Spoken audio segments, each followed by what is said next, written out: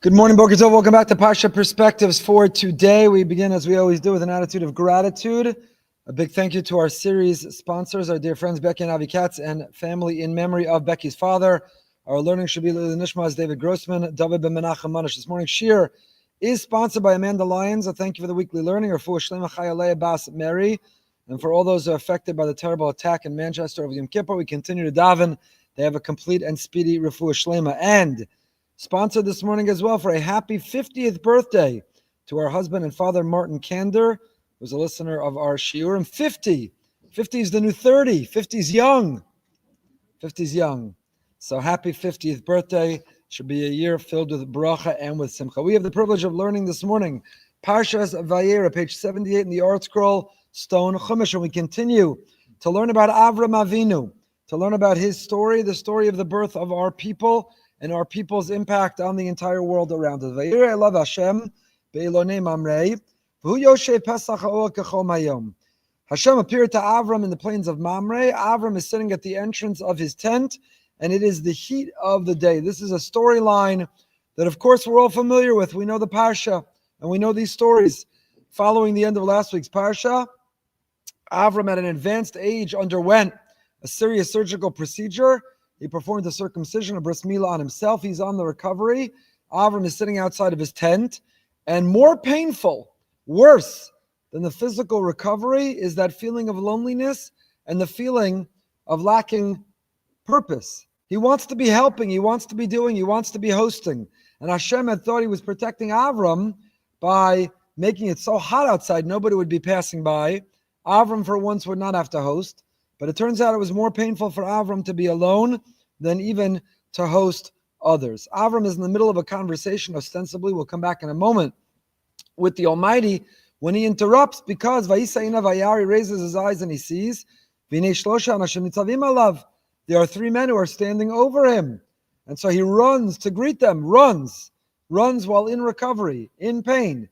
But again, he doesn't feel the pain. He feels more pain not helping than he does running to assist. He runs in order to greet them. And Rashi quotes the great rabbis who conclude from here, Gadol achnasas orchem mekabalas panei hashchina. It is greater to receive guests than even to have a conversation with Hashem, because after all, Avram is in the middle of a dialogue with the Almighty. Hashem has come to visit him. And he says to Hashem, I used to give the example when saying this word of call waiting. I don't even think there's call waiting anymore. But he says to Hashem, could you hold on? I'm getting another call. Would you mind holding on? There's someone else trying to get me.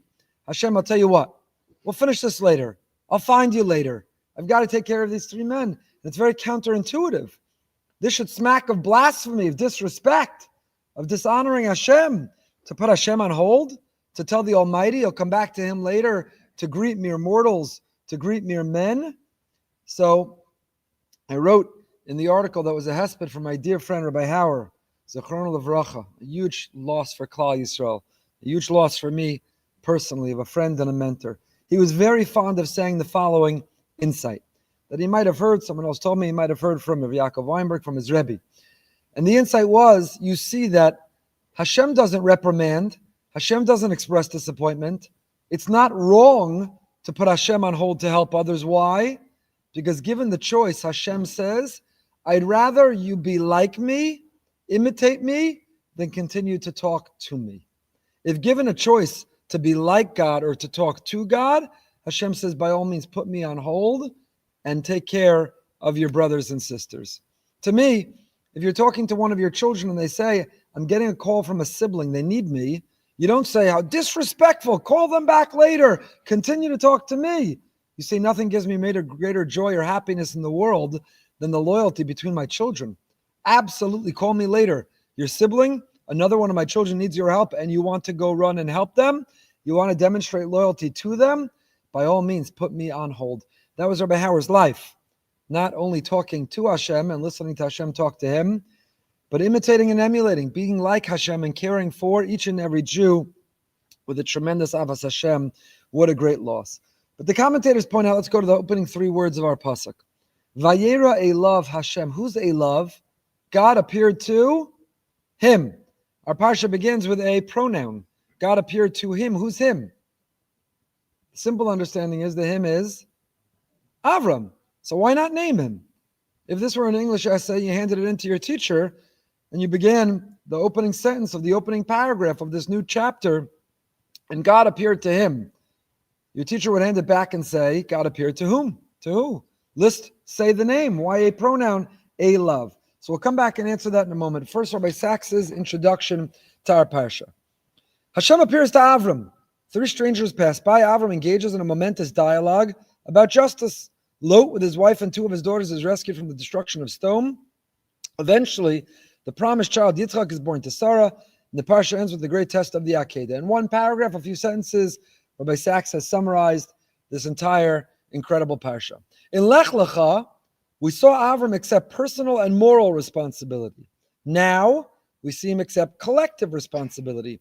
He davens for the inhabitants of Sodom, even though he knows they're sinful, on the grounds that they may be innocent, righteous people among them.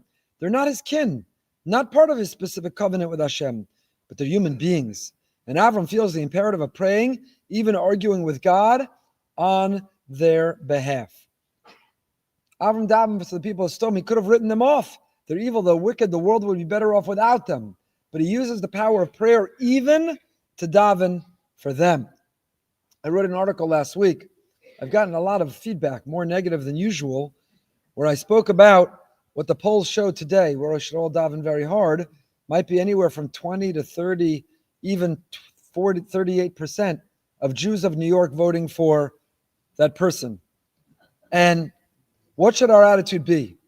I should have clarified more carefully in the article. I wasn't talking about leaders and leadership, and I wasn't talking about a segment of our Torah community who should know better, who it turns out was a rogue spokesperson and didn't speak on behalf by far of the Satmar community who've endorsed Cuomo. But my article was they're fellow Jews and you have to love them. Don't write them off as the 80% who stayed in Egypt. Love them and take our position and fight as anything and advocate and lobby and encourage to make sure the wrong person doesn't get elected. But even those who vote for him, you have to love as fellow Jews. Don't write them off. And I think it's a lesson we learn here from Avram. Avram stands even for the people, and I'm not likening, but even for the people of Sodom. They're not hopeless and helpless. Avram tries to redeem them and advocate for them and believes he can still turn them around. In contrast to the builders, back to Rabbi Sachs, in contrast to the builders of Bavel, he also demonstrates ontological responsibility, the duty of human beings to respond to the otherness and the command of Hashem. This is the basis of the greatest of his trials, his willingness to sacrifice even his son if Hashem so commands. Avram knows that we are but dust and ashes, and in the face of the infinite, his task is to obey the will of heaven on earth, encapsulated in the words, to keep the way of Hashem by doing what is right and what is just. So Rabbi Sachs sees in our parsha from Bereshis, where Cain, Adam, and Chava shirk responsibility, they pass the buck. Cain shirks responsibility, he blames others, and he wants to try to remain blameless. And the stories go on, the generation of the flood and the generation of the tower, and they're always the victim, and they always play the victim card, and they never stand up and take responsibility. And what attracts Hashem to Avram, what makes Avram the founding father of our people, what differentiates him is his willingness and his courage to take responsibility. Last week, personal responsibility, and this week, collective moral responsibility, and then ontological responsibility, which is a fancy way of saying to the command of God, a moral and ethical responsibility to not make the rules the way we see fit, but to surrender and submit to Hashem and his world and the way that he created things. So let's go back to the question I alluded to. A love. A love is a pronoun. Vayeira, a love. Hashem appeared to him. Who is the him that Hashem appeared to? So there's a beautiful book that was put out by my friend Rabbi Efrem Goldberg called Torah United, and he goes through the parsha. Every parsha he quotes an insight from Rav Kook, Rav Soloveitchik, and then from diverse Hasidic masters. And what I love is he doesn't just write the essay in English with their idea, he then attaches their text so you could see and learn it yourself. Again, I get no royalties. This is OU Press Tav, Torah United. Rabbi Goldscheider, he has a wonderful Haggadah as well. Really a beautiful contribution. So here in his Hasidic master section in our Parsha, he begins a love. If the reference is to Avram, why is his name concealed? So Rav Avram Dov of Avritz was a Hasidic Rebbe in Europe. He refused to publish his novel on the Torah, Bas Ayin, until after his Aliyah to, where'd the Bas Ayin live? Anyone know? Tzfas, to Tzfat. He ventured an answer rooted in Chassidus, while noting that he was preceded by other monumental commentaries in tackling this question. But let's start first with the Kli Yakar. Who's the Kli Yakar of Shlomo Ephraim Lunchitz? Was the Rav in Prague. When did he live? Early 17th century. It's important to know when we quote people, the commentary takes on much more meaning. You know their name, you know where and when they lived, you know the context in which they were commenting. So the Kli Yakar accounted for the unusual usage of a love as an emphasis on humility's dearness to Hashem.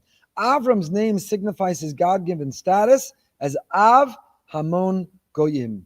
But at his core, he's nothing but humble. So there's the Avram. Avram is known by his one name. Avram is, as we saw last week, God makes a promise, V'agadla Shemecha, I'll make your name great, and indeed he did.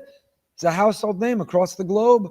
The Avraham Accords, the Abraham Accords, Abraham is a household name. Hashem fulfilled it. But with the popularity and prominence, with Avram's status as an influencer, you might think it went to his head. You might think Avram thought he was all that. So the Torah specifically says the Kli Yakar begins this parsha that Hashem, b'chvodu v'atzmo, the Almighty Himself came down from the heavens to visit, not the Avraham, the influencer, not the Avraham, the famous, but a love, the humble, the modest. He who doesn't even need his name. He who is not defined by the popularity of his name. Lest people assume that Hashem appears to the movers and shakers of the world, the leaders wielding power and authority, the Avram's a name. The Torah writes that Hashem appeared to him, to Avram's innermost essence of humility. Hashem is near to those who are humble.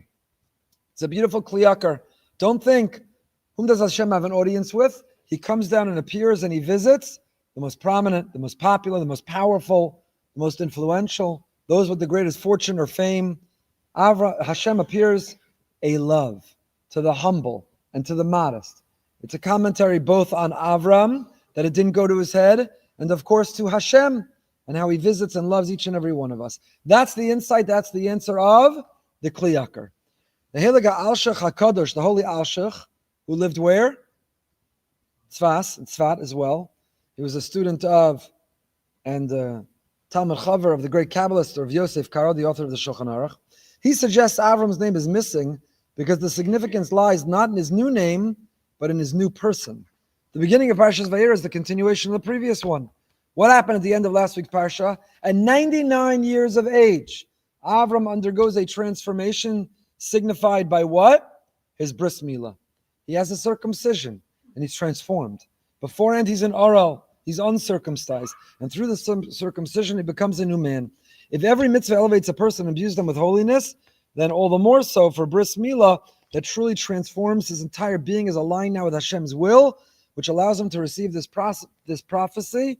And therefore, instead of using the name, his old name, we just ambiguously describe a love. This is the all new, brand new Avram, the post bris milah Avram. But now he quotes the Bas Ayin. The holy Bas Ayin writes the following: Lama helim hakosav shmo shel Avram. Why is Avram's name concealed, as has been asked by many of our holy commentaries? And we can suggest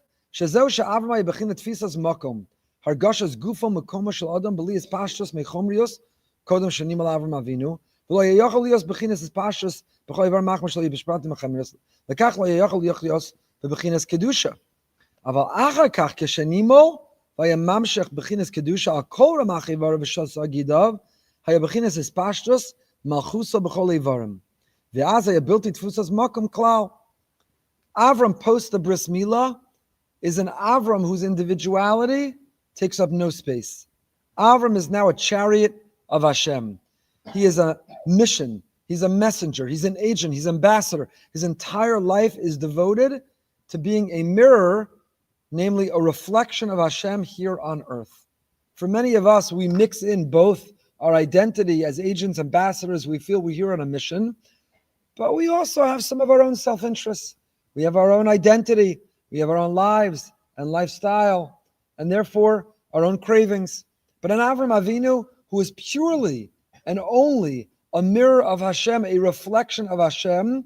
Therefore, says the Bas Ayin, listen to this incredible insight, says the Bas Ayin, Vayeira, a love Hashem. Hashem appeared to himself, to the himself in Avram Avinu. Since Avram was successfully the embodiment and the mirror and the prism of Hashem here on earth, when Hashem appears to him, who's the him? Unlike the Kliyakar and the Alshach who say the him is Avram, and come up with an explanation of why his name is not used, the Bas Ayin says, who's the him? None other than Hashem. V'nucha lomer shelekach kasav vayir love kibiyachol la'atzmo. La'atzmo. Before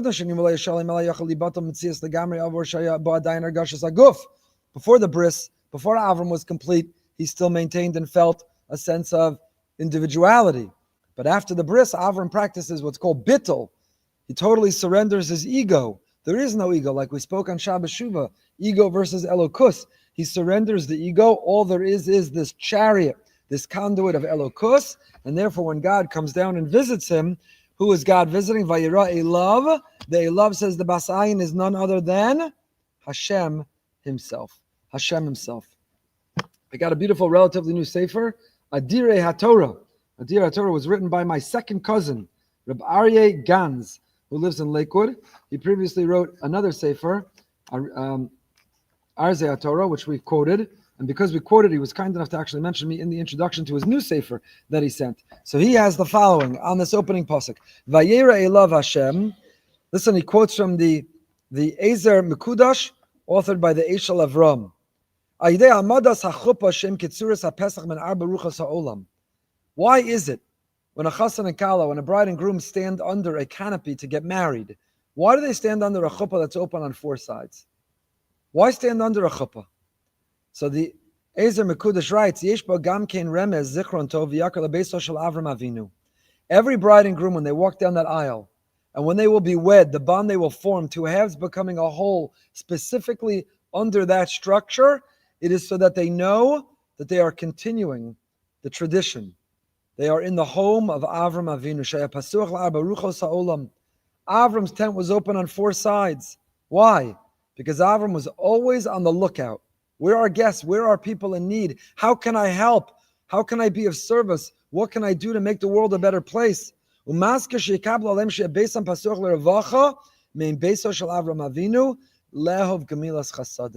Yes, young couple. Yes, young couple. You are becoming one.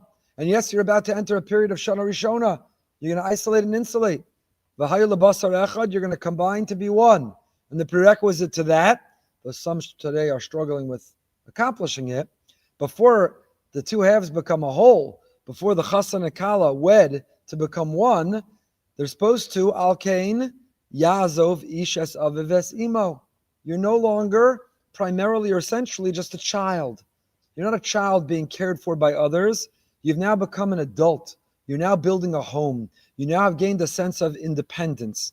You're not dependent, but you're independent. Of course, you can still get the help and support and love of your parents, but you should see yourself in a position of growing to independence. Yazov ishes avivis imo. It's time to, not abandon is the wrong word, Yazov, but it's time to identify with independence, no longer cling to and rely on your mother and father. So on the one hand, you're a new entity, two halves becoming a whole, forging your own future. And it's Shana Rishona, often not hosting or being hosted, really spending intense time together. And yet, the message to this new couple is, in this milestone moment, what are you standing under? You're in the tent of Avram Avinu. The home that you're making, you better be open on four sides. You better call the shul and say, are there guests who need a place to sleep or need a meal? How can we have service? How can we be of help? How can we volunteer? What can we do? How can we join membership? But what can we do? What can we do? There's several things that we're failing to transmit to the next generation. And we need a series, Man Up. Like, how do you check the oil in your car? How do you change a flat tire? How do you make sure that you have life insurance and disability insurance? How do you properly grill? How is the proper way to barbecue? These are basic manly activities. These are basic things that a person needs to know. How could you get married and not know them? And one of them that we're failing to do is say, when you're married, you move to a community, even if you're not married, and you benefit and enjoy and eat at the kiddush and ask shilas and attend the shir and enjoy the air conditioning. Don't forget to join membership at whatever price you can pay. But that's it for my little editorial comment. Back to the parsha. So he writes, "Ve'ikar achnasas orchem aidei ha'isha." The Zohar says, the Shunamis, and so on. In this wedding, under this chuppah, Avram Avinu, Sarah Imenu, the tent open on four sides, and this is an allusion to that. And then he has another quote from the Prisha that we learn from here. Why did Hashem appear to Avram? Darsha b'pasav Vayeira level Hashem be'lonem amrei. The Tur Yordei Siman Shin Lamed He writes, Melamed, this teaches Sheba Ilav Lavakir Achola. Why is God here? He's visiting the sick. God came. There's a great virtue and merit in visiting people who are sick. Of course, there's all kinds of halachas there in Yordei Siman Shin Lamed He. We visit the sick for the benefit of the sick, not for ourselves to feel good. So you call in advance, you confirm it's a good time, you don't overstay your welcome, you make sure you're honoring their dignity. You can't leave without offering a tefillah, a prayer. Shulchan Aruch records, if you visit the sick and you didn't say, Hashem, please give a refuah shlema, speedy, painless recovery, please give comfort, then you haven't fulfilled the mitzvah to visit the sick. Can you visit the sick even on the telephone? Rav Moshe has a tshuva. Can you visit the sick through FaceTime or a WhatsApp video call? Fascinating questions, not for now. But the Torah says, why was Hashem here? He came to visit Avram, to visit the sick. How do you know that? Maybe this is a moment of prophecy.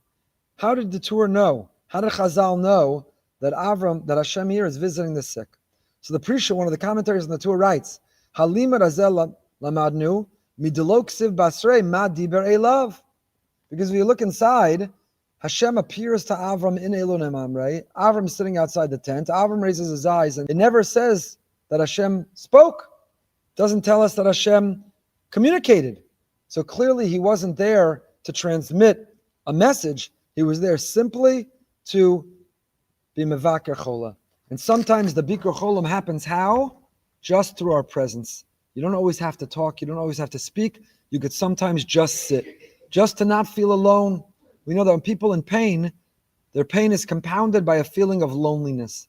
Whether it's a sick person in a hospital or alone, whether it's a person who's mourning and grieving, whether it's people in life who are struggling in whatever way, just feeling alone compounds the other pain. And often we can't take away or mitigate their pain, but we can take away a feeling of loneliness. And who are we emulating when we do that? None other than the Almighty Himself. The Ribono Shalom comes, Bikur Cholam. What did He say? What did He say? I want to know what to say when I visit the sick. What did Hashem say? We don't know. His company alone is what offered comfort to Avram Avinu. Perek Ches Pasuk Ches. So Avram jumps up, by the way, these men that are standing over him, Nitzavim Alav. These men are standing over him, they're Nitzavim Alav, and he jumps up in order to go and to run and to help and to take care of him. He took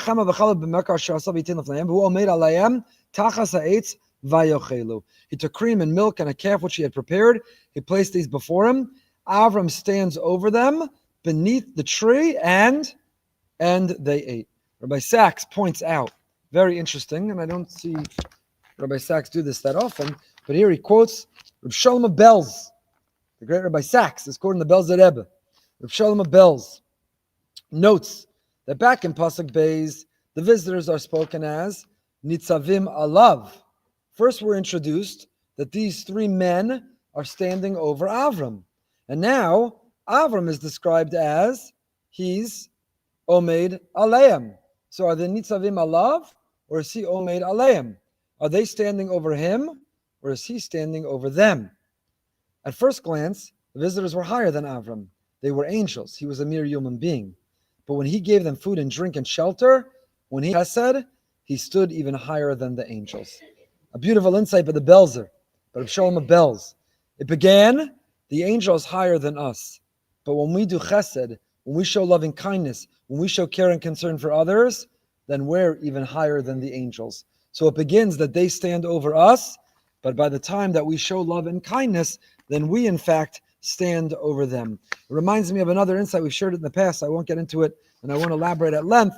But that language that these angels, these men, were nitzavim alav, they were standing over Avram. And this is a repeat of our Torah. I know we've said it before. But what does it mean? Could have just said that Avram saw them. What does it mean that they're nitzavim? They're standing over him. So the Ramban says that they were standing over. It means that they're standing, Avram's sitting. It's just communicating the posture, the position they were in. If you want to have a picture and an image of what we're talking about, they're standing, Avram sitting. Now you can paint the picture. Rashi says they weren't standing over Avram, but in front of him. Alav is an expression of respect to the malachim, who are in a sense superior. They weren't standing over him. Nitzavim alav means that they are greater than Avram. The Radak and the Sforno, that the angels stood still. They were looking and waiting for instructions. They're standing there. No, what should we do? We're here. We've arrived. What's next? They're waiting for instructions. But what I really want to tell you is the Shevet Ephraim, Rabbi Efrem Goldberg of Satmar, who said the following. You know what Nitzavim means? Nitzavim means that Avram feels the weight of these men standing over him. It means that rather than what's called the diffusion of responsibility, or what other sociologists call the bystander effect. The bystander effect is when I say, who here can chair the committee? We're looking for volunteers. Who here could host? And everybody, looks down and shies away, pretends they're not here. The bystander effect is someone else will step in. Someone else will take care of it. Someone else will call 911. Someone else will pick up this garbage. Someone else will. That's the bystander effect of the diffusion of responsibility. Avram Avinu lives a life and he feels nitzavim alav. This is standing over me. This is weighing on me. This is my responsibility. He's sitting Pesach HaOel. He's sitting at the entrance of the tent and he feels the weight of the world standing over him. What's my next assignment? What's my next mission? Where am I next needed? What do I do? What do I do next? The bystander effect, you could either keep moving or you could take care of it.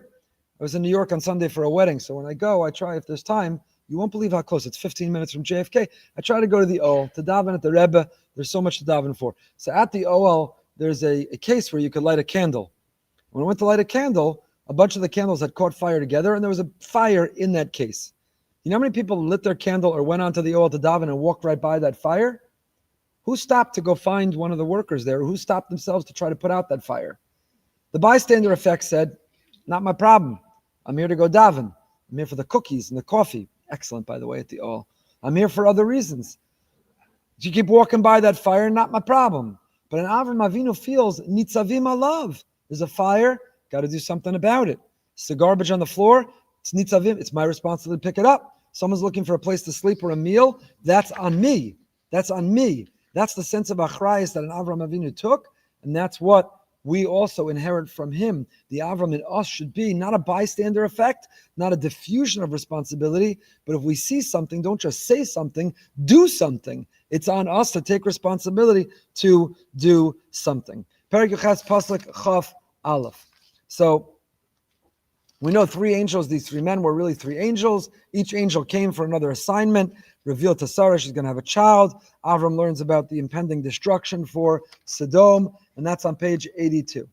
Erdana ve'reak ta'akasa ba'ilai asukala v'im lo eda'a.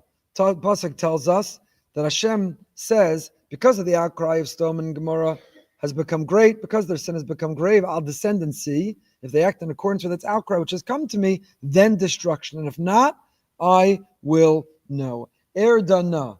I'm coming down to check it out. I'm coming down to look. What's this language? Erdana. I'm coming down to look. Erdana. I'm coming down to see. So it says Rashi, Erdana. I'm coming down to look. Again, this is Pasuk Chaf Aleph. I got to start bringing my glasses. Lama de dayanim shelo yifsku dine nefashas ele b're'iyah. That a person should not, this is a message to judges, go examine it closely for yourself. Don't rely on hearsay. Don't rely on secondhand. Don't rely on innuendo or rumor. Judges have to examine closely. And by judges, I don't only mean in a courtroom and sitting on the bench. I mean when we're using our judgment, which we use each and every day, when we're using our judgment about a situation, don't come to a conclusion. Don't have a judgment without looking at the evidence yourself. Because Hashem doesn't just sit from the heavens, where, by the way, he sees perfectly and knows everything. He doesn't just sit in the heavens and come to his conclusions. Erdana, I'm coming down to give a kick, to give a look. I'm going to check it out myself. I won't come to a conclusion or judgment without seeing myself. And then Rashi says, as alluded to, Kamosha Perashti, Beparsha Saflaga. Because when it came to the tower, Hashem it there says as well, Erdana, I'm coming down, Lasof Maasayim, I'm coming down to see. And indeed, back in Parshas Noach, Torah tells us, Vayeira Hashem liros ha'ir, Hashem came down to see the city and the place. Why does it say Hashem says, I'm coming down? So back with the Haflaga, Vayeira Hashem, he came down. Now, Erdana ve'ereh, let me come down and let me see. And Rashi, according to Medrash Tanchuma, gives that same explanation we just read in both places. Don't find someone or something guilty. Don't come to a conclusion until you examine the evidence for yourself, until you look and see and look closely. But Rav Schwab explains differently. The great Rav Schwab says, listen to this. What a lesson for life. Says Rav Schwab, Hashem, as we know, lives above all creation. While the world is finite and imperfect, Hashem is infinite and omnipotent. For Hashem, there's no errors, there's no indiscretions, there's no mistakes, there's no failings. We, human beings, we make mistakes. We have shortcomings. We don't always see the whole picture. From Hashem's divine perspective of justice, we should be accountable for absolutely everything we do wrong. From Hashem's perfect system of justice, any slip up, any mistake, any failure, we should be absolutely accountable. So how is it that we're still here? How is it? Why is it he hasn't wiped us out? Says Rav Schwab, for compassion to occur, listen carefully. For compassion to occur, Hashem has to descend down to his world.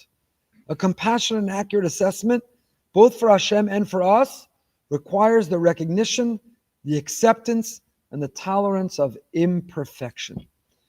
If you sit high on your horse, you sit on your perch, you sit in your ivory tower, and you look down at judgment of others, you'll be unforgiving. You'll be very strict and exacting. But when you come down to the level of where people are at, when you understand the temptation and the struggle that they're going through, now you'll have more compassion. For all of us, it's tempting to say, you never catch me doing that. No one in my family would ever. I simply don't understand. How could they? Well, maybe there's a lot you don't know. But if you come down to examine and to learn and to understand their life, their background, their makeup, their struggle, then maybe you'll have a little bit more compassion. That's what we invoke from Hashem. We say, Hashem, from up there, I shouldn't even be here. I don't deserve a second chance. But come down. You created me, and you built this world, and you created my impulse and my temptation, and you gave me my challenges and my struggles. So come down and look from my perspective, see through my eyes, understand my struggle, and have some compassion. Says Rav Schwab, it's not a coincidence that when we invoke the Yud Gimel Midos of Rachamim, when we invoke the 13 attributes of compassion, as we did throughout Slichos and Yom Kippur on every fast day, what do we recite over and over again? Vayeira Hashem ba'anan. Vayeira. Hashem, come down here. Come down. Don't judge from high up there. Don't judge from the place of perfection. Come down here from the place of imperfection. Because if we want you to be forgiving and compassionate, come down here from the place where people are imperfect, and have some compassion on us. There's a Gabbai of the Skolena Rebbe, Rav Eliezer Zusha, Portugal, who once related among the many people whom the Rebbe rescued from Europe was a woman who had informed the Romanian government of his religious activities, and that led to his arrest and imprisonment. Why go to such effort and expense to save a person of her ilk? He was asked. How could you help somebody who herself was involved in your imprisonment? So the Rebbe said with tears in his eyes, you have no idea how much she suffered beforehand, and how the authorities made it so tempting for her to inform. I don't hold it against her at all. Vayered. He went down to her level, he saw through her eyes, he lived her experience to better understand her perspective. And that's what we ask Hashem to do, and that's what we're obligated to do, is to go down. Vayered. Erdana ve'er'eh. Vayered Hashem be'anan. To go down to see from the perspective of others, and that will bring us to a greater sense of compassion. The Tiferes Yisrael of Shmuel Berenbaum quotes Rashi. Rashi says Vayeira, let me go down and see. This cry that came to me. Zakt Rashi, Rabbeinu Dorsha Akas Riba Achas Shargua B'Misa Meshuna Shenosna Mazon La'ani. What happened? In Sodom there were laws. In Sodom it was illegal to be kind. Being compassionate was a crime. Hachnasa Zorchem, hospitality, came with the death penalty. We see it soon with the story of Lot. So Rashi tells us, as a Gemara in Sanhedrin Daf Kuf Tes, that there was a woman who lived in Sodom who once offered a meal to one poor person. And she was killed, a Misa Meshuna. She was killed. They drowned her in a vat of honey, and the bees came and ate her alive. A horrific, horrific death. A horrific death. And her cries, they reached up to the heavens, they reached up to Hashem. Asked the Tefer Shmuel, Advar Maflim, Tza'akasa v'ke'eva shel nara achas, Gormu she'yechadz gzar dinam l'ra al kol Sodom va'amora? Those cries must have pierced the heavens. Those cries must have been unbelievably powerful. But the cries of one woman caused the downfall and destruction of the entire Sodom va'amora? V'abir b'zeh ki geder tza'aku kishu mitoch pnimius halev, v'kan yechivu osa anshe Sodom kol kach at shetza'aka mitoch omek liba, tza'aka kazos b'kocha laharish olam u'mula'ah. You see that when you cry out to God authentically, when it's real, when it's sincere, when it's raw, when you cry out to Hashem from the depth of your being, that cry, even of one person, can have such an enormous impact. Mishul Berenbaum points out that the opposite is then also true. Because Meruba Mida Tova Midas Parani is Chamesh Me'os Pa'amim.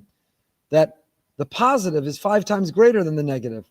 So therefore, Kal V'chomer, if such a cry, a negative despair, such a cry of pain could have such an impact, then imagine a cry of a Dvar Torah, a cry of kindness, a cry of caring.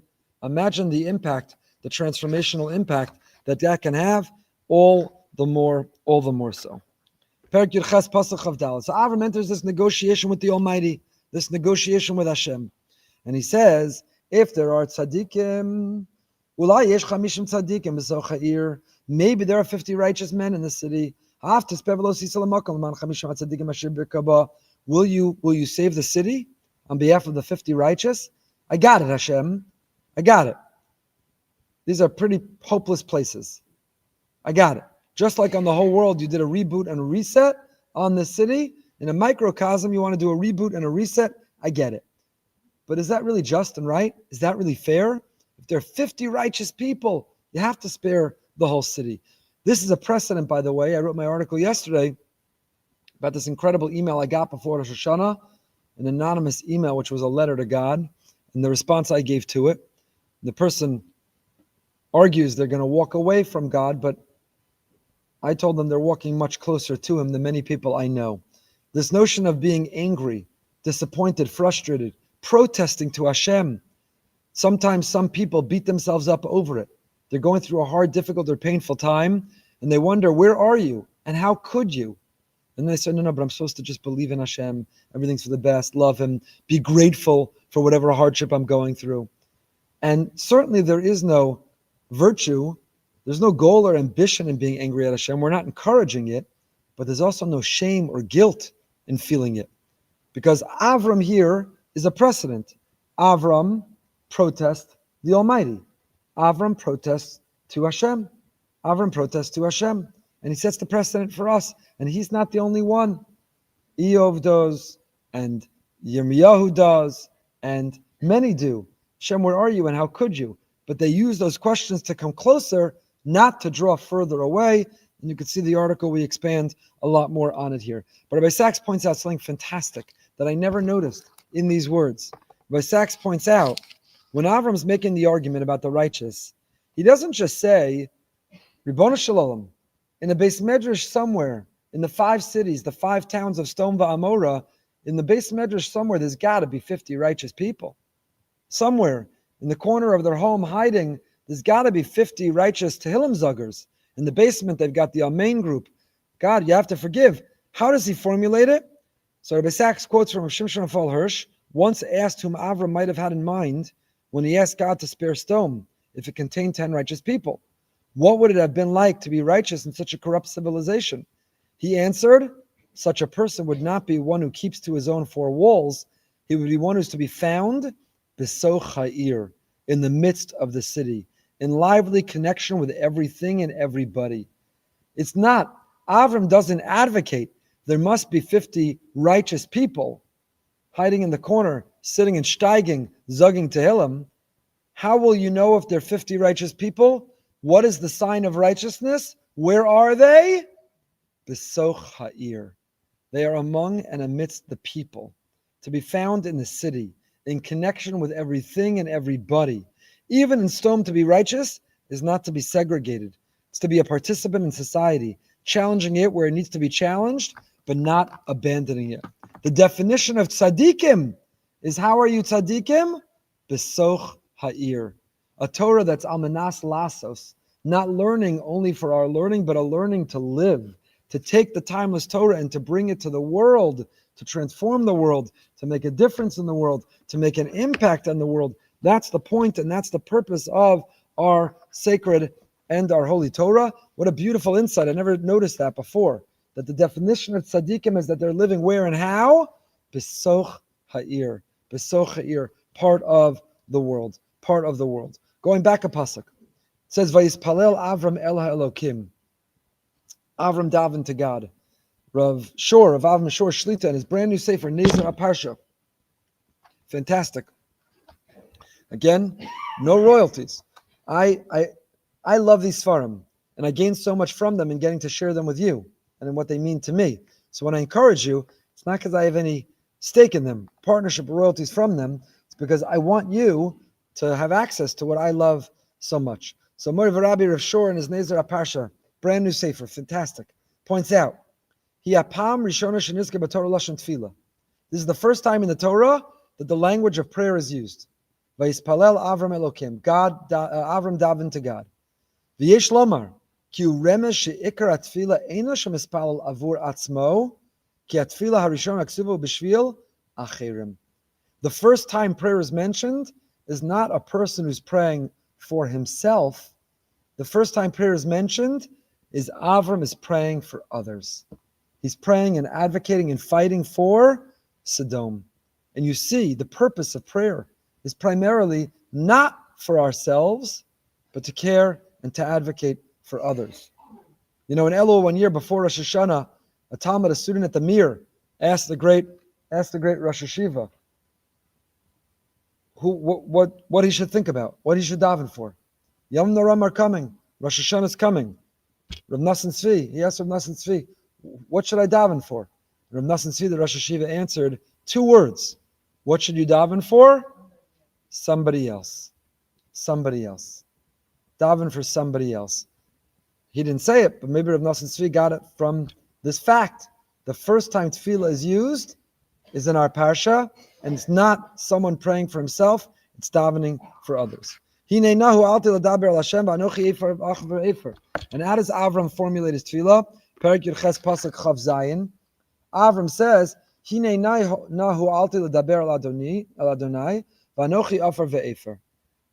Avram responded, I desire to speak to Hashem, although I'm but dust and ash. What is the word ho'alti? ArtScroller translates it as I desired. What is the word ho'alti? So Rashi says, Ratzisi. This is what I want. This is what I desired. Ho'alti. So Rashi elsewhere says it means Ratzisi. But here Rashi doesn't say anything. And the Meforshim Hatam Api Apshat, Kikana Kavana B'ho'alti, Hitchalti, I began to speak. What does it mean? So Rav Shor quotes the new sefer that we've been quoting, Ach Pri Tvua. Ach Pri Tvua, who wrote it?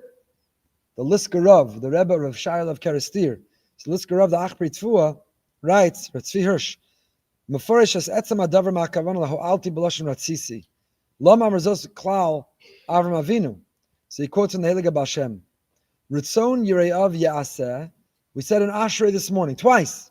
We'll say it again at Mincha. Ritzon yire'av ya'aseh. The will of those who fear you, you will do. Ki mitzad ha'emes en li'yirei mamitim shem ratzon. The truth is, truly God-fearing people have no personal need or want. Hashem, whatever you give me is what I deserve and need. And what's my mission? What's my next assignment? But I have no wants. A truly God-fearing person has no personal wants, has no ratzon, because machmas habitachon emunah chazaka. Kadosh Baruch Hu mevakesh b'takan asam yoser mimashem mevakshim. Why? Because the Kadosh Baruch Hu mis'avel tefillas and shot tzadikim. Hashem nevertheless instills within even the righteous, even the God-fearing, a want and a desire. Why? Where does prayer come from? A feeling, I need, I lack, I want, so therefore I come to ask. And HaKadosh Baruch Hu craves our tefillah, he craves the relationship, he craves the communication. Lachein osa ritzon liyireav kidei sheyispal lefanav v'yasu bakashasam. And that's the pshat, ritzon yireav yaseh. It's going to take, I wish I knew this for Siddur snippets back in Ashrei. Listen to this. Ritzon yireav yaseh doesn't mean he fulfills the will of those who fear him. Yaseh means he makes ratzon for yireav. He gives those who fear him a desire. Ve'eshavasam yishma v'yoshiem, so they'll come daven and he can answer. The truly God-fearing who are happy with what they have in life would never be motivated to daven to ask, because they don't need, they don't lack.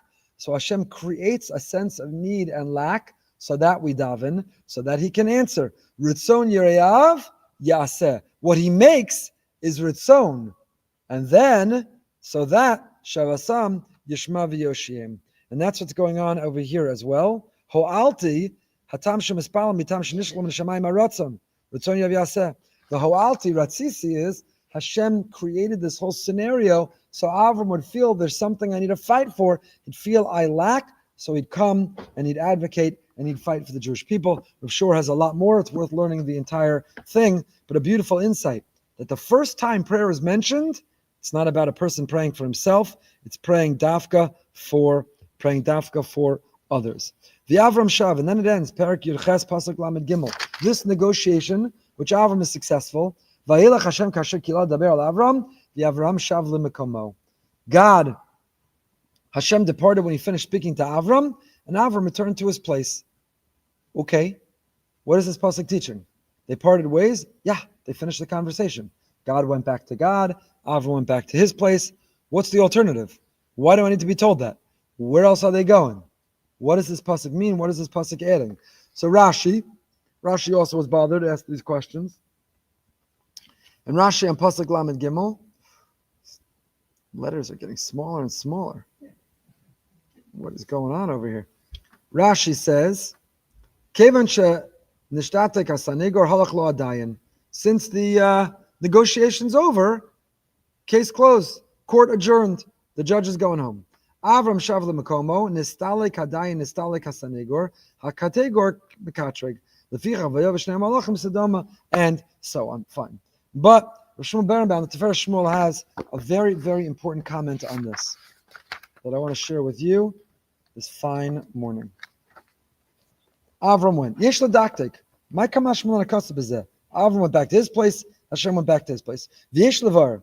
And he says, let me explain based on an episode that once happened with Reb Chaim Brisker, Reb Chaim Soloveitchik. What happened? One time, Bar Rav Echad al Maran. One time, a rabbi came to Reb Chaim Brisker. This loaning the fun of Kiola Rabbanas Kashala. He started fetching and complaining. I can't take it. The congregants, I can't take it. The Balabatim, they're miserable, they're impossible, they're difficult. My schedule, I have no time to learn. I'm so busy constantly. I'm constantly helping, constantly meetings. I'm constantly involved in raising money. I can't learn. I don't have time for myself. So Reb Chaim answered him, Rav hameniach es hagmara psucha, b'shah she'atzibur tzrichim lo, a rabbi who leaves the Gemara open when he goes to help, it's as if the Gemara is closed. And a person who closes the Gemara to go help, it's as if the Gemara is open. What did that mysterious comment mean? The rabbi who leaves the Gemara open when he goes to help, it's like the Gemara is closed. And the rabbi who closes the Gemara when he goes to help is as if the Gemara is open. Reb Chaim lived this way himself. Reb Chaim thought that the most important, there's a very different Masoras. It's a very different question. I once heard Rav Asher Weiss spoke to us, a group of rabbis, about this. Different Gedolei Yisrael answered the question differently. What's the primary job of a Rav? Some said it's to be a teacher of Torah. Others to be a posek, paskin, answer halachic questions. Reb Chaim, the primary job of a Rav is to do chesed. The privilege of loving kindness, chesed, helping others. That's how Reb Chaim learned. There's a story of Reb Chaim walking, and there was a young boy crying, crouching next to a tree. Reb Chaim said, "What's going on? Why are you crying?" And the young boy said, "I was playing hide and seek." This is not the hide and seek story. Sorry, it's a different story. They were riding on each other's back, and they were playing horse, and all the kids went off to eat, and he didn't get his turn. So Reb Chaim got down on all fours and let the kid ride on his back, so the kid could have his turn because he felt left out. That was Reb Chaim, aside from the love and the chesed and the care and concern he showed to each and every Jew. Ayin b'Gemara. So what did Reb Chaim mean? He meant if you leave the Gemara open when you go to help, signaling, where do I really want to be? Still learning. And you're interrupting me. But I want to go back. Then it's as if you closed your Gemara. But if you close the Gemara to signal, this is where I meant to be, this is what I want to be doing, then you left the Gemara open to be taking your learning to go do what you're meant to be doing. Isn't that such a beautiful image? If you leave the Gemara open, what you're saying is, can we end this conversation? Can we finish this up? I just want to get back to the Gemara. But if you close the Gemara, what you're saying is, I'm with you. This is where I meant to be. This is where I want to be. And that's when you've truly left the Gemara open. When you've left the Gemara open. That's the Avram Shavlim Komo. Avram went right back to his place after he advocated for the people of Stone, after he intervened and interceded, after he tried to help. What did he do? He went right back to his learning. The Rambam, in Hilchos Talmud Torah, famous Rambam, the third parak of Hilchos Talmud Torah, the Rambam writes, how do we spoke about this in the Erev Shabbos Kolel? We gave several shiurim on this question. Every mitzvah has a measure. What's the definition of a sukkah? How long does the tekiah of shofar have to be? How much wine do you need in your glass for kiddush? How do you fulfill the mitzvah of Talmud Torah? You came to the Parsha Shir this morning. Done? Finished for the day? The week? The month? How do you measure the mitzvah of Talmud Torah? When are you done with the mitzvah to learn Torah? So the Rambam writes, you have before you performance of a mitzvah and learning Torah. If other people could do that mitzvah, keep learning. If no one else can do it, yasa mitzvah, do the mitzvah, v'yachzor l'talmudo, and return to your learning. What did the Rambam mean? V'yachzor l'talmudo. Memela, maybe it sounds like when you're done interrupting to do the mitzvah, go right back to learning. Says Rav Shmuel Berenbaum, no. Kol mitzvah shu osa tzarich lios chilek me'atzmuso.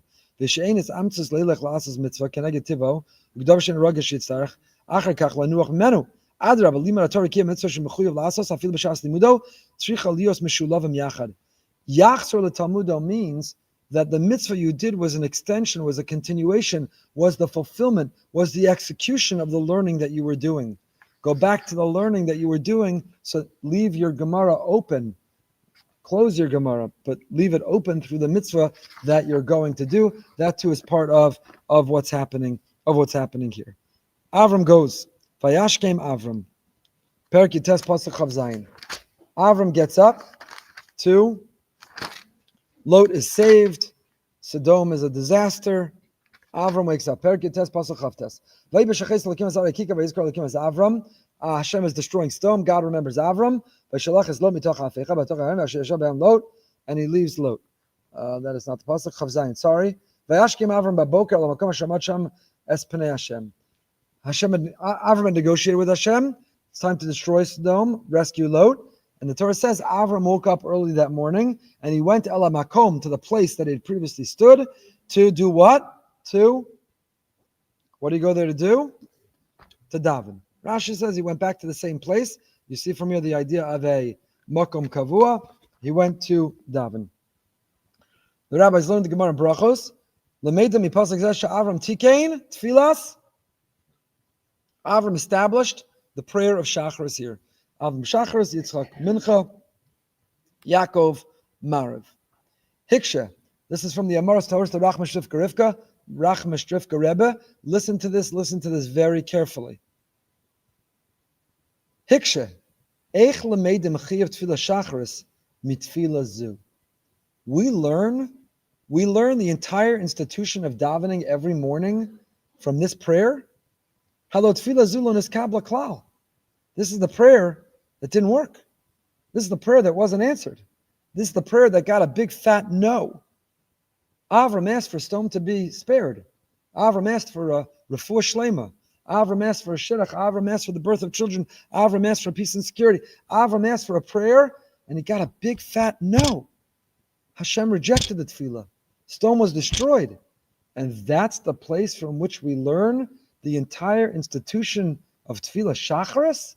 That's where we learn to daven every morning from a big no. What a powerful question. What a question. Umavar b'pashtus adarabba. Shezem malamed ha'adam ladas ta'afilu kishalun eskabla atfila tzrichen l'hamshech l'espal l'fnei Hashem v'yinuchem l'espal v'yisyayish ki ein anu yodem masha polam atfilos. That's exactly where we learn it from. You know why? Because we need to know that even when it feels like our prayer wasn't answered, Kadosh Baruch Hu heard it. He deposited it. He banked it. And we have no idea the cosmic impact it has. Don't look back and feel that we got a no. There's a yes. Maybe it's a deferred yes. Maybe it's a yes that we never know.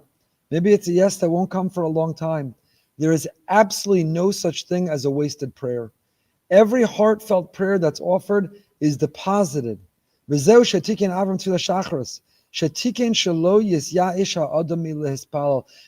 exactly what Avram established. That even when it feels like you got a no, don't stop praying. Don't stop davening. Don't stop asking. On that issue, it felt like a no, but you have no idea where all those tefillos will turn into a yes. Will turn into a yes. We all know the story when Esther Waxman, Nachshon Waxman, was an IDF soldier who was kidnapped and held in the entire Israel country, lit candles. Even those who hadn't, his parents went on TV in Israel and said, light candles and offer a prayer on his behalf. And in an attempted rescue operation, he was killed. And his parents, heroically, Esther Waxman, made an effort to specifically go back on TV and tell the Israeli public and Jews everywhere, don't think that you got a no. It was Hashem answered a yes to something else. Don't think Hashem didn't answer our prayer. Sometimes the answer is a no, which is a yes to something else. And that's what it means. Listen to this. V'Avram odenu omeid lefnei Hashem. That's what it says. Avram woke up early. Vayashkem Avram baboker el hamakom. Odenu omeid. Pasuk later says he's still standing. What does it mean? It means even when it feels like we got to know, to stay still standing and keep asking. We don't know. We don't know Hashem's divine matrix. We don't know Hashem's divine spreadsheet.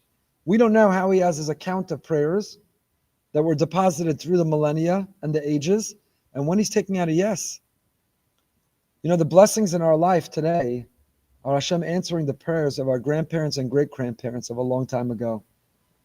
And our grandchildren and great-grandchildren and great-great-grandchildren of tomorrow are depending and relying on the deposits of our prayers today. We have no idea how his system works. And even when we daven so hard for something that seems like it didn't happen, or we know that it feels like it was a no, those tefillos, those prayers weren't wasted. And we have that. We've received that from Avram Avinu. That's what it means. He's established the Avram in us is the capacity to continue to daven, even or especially when it feels like we got a no. To daven nonetheless and to keep going. Avram has a makom kavua. He has a set place that he offers this prayer in this makom. And we learn from here how important it is to have a makom kavua. Not to kick someone out of your seat, makom kavua. Draw a circle around your makom kavua. Your set place in shul, draw a circle. It's not Midah Mishnah Berurah. Dalet Amos, 6 feet in every direction. If you find a chair there, you're still in your makom kavua, and you are good to go.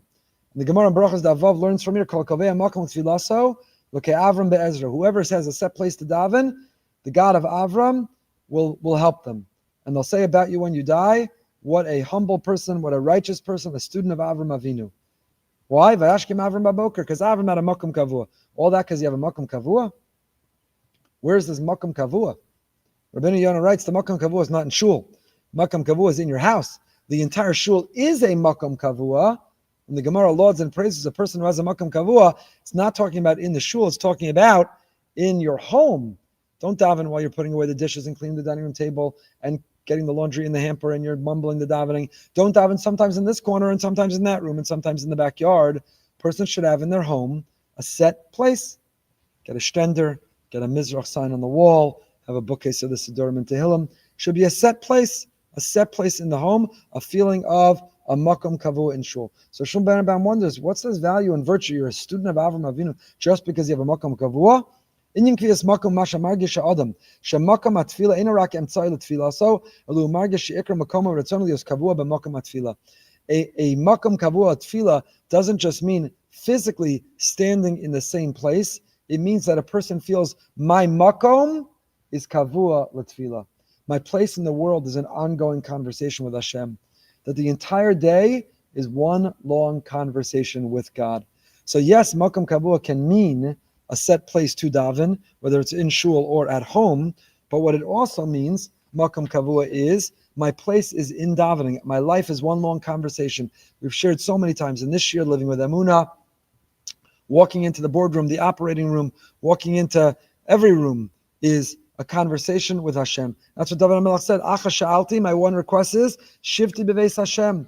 He didn't mean that I can sit in the house of Hashem all the time. What he meant was, wherever I go, I transformed it into a Beis Hashem. Work, the supermarket, the gym, the subway, my home. I'm constantly in conversation with Hashem.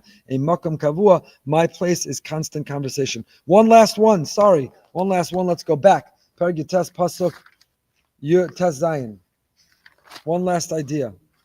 Vayis mama, he hesitated. Let's go back. Lot and his wife and his family are being destroyed. There was an ambivalence. He hesitated.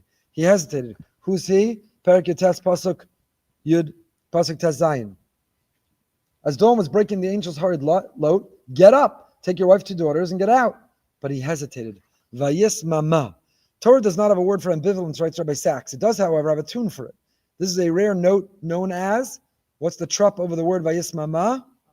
Shalshelas. It's an unusual note, going up and down, as if unable to move forward to the next note. The 16th century commentator, Rabbi Yosef Ibn Kaspi, best defined what it's meant to convey, a psychological state of uncertainty and indecision. The nature of Lot's indecision, the graphic notation of the Shalshelas looks like a streak of lightning, a zigzag movement, a mark that goes repeatedly backward and forward, conveys a frozen motion. Lot is a prime example of what Leon Festiger called cognitive dissonance. According to Festiger, the need to avoid dissonance and the unbearable tension it creates is fundamental to human beings. It is this tension that Lot cannot resolve, and which is signaled by the Shalshelas over he hesitated. Festiger's theory also explains the behavior of Lot's wife, who looked back and was turned into a pillar of salt. He called the syndrome post-decision dissonance. He predicted the more important the issue, the longer the person delays a decision. The harder it is to reverse, the more he or she will agonize over whether they've made the right choice. They have second thoughts. They need reassurance. They try to look back. But if you look back, if you live your life looking back, if you live your life with regret and remorse, if you live your life second-guessing, you get stuck. Like salt preserves Lot's wife, we get stuck looking back. So that Vayis mama, Shalshelas, the zigzag is indecision, back and forth. We daven, we shouldn't have dissonance. We should have clarity and confidence in the decisions that we make and be able to move forward. Should be a day of Besoros Tovos, Yeshuas V'Nechamos.